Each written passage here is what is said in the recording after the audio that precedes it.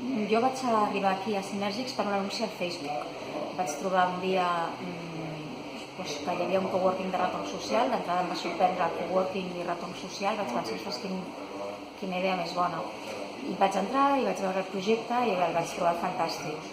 Tenia ja la iniciativa prèvia de fer un voluntariat i vam coincidir les dues coses.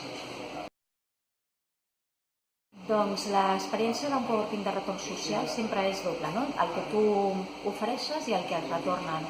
Jo, en el meu cas, de moment, he col·laborat amb projectes com, per exemple, escriure els textos d'una exposició d'aquí de Baró de Viver, perquè m'agrada escriure i és una aportació que puc fer, o amb algun coworker fent elements de comunicació, perquè soc professional de la comunicació i puc donar serveis en aquest sentit. I ara mateix, per exemple, estem gravant un vídeo per una pàgina web.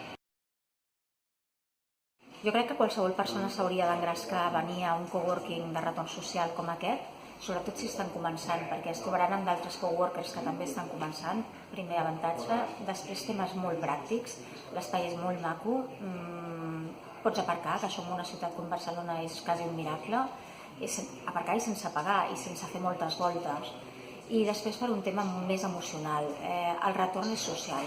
Llavors tu no pagues uns diners per venir aquí, no és un lloguer, sinó que retornes amb la teva feina, amb allò que saps fer. I això és impagable.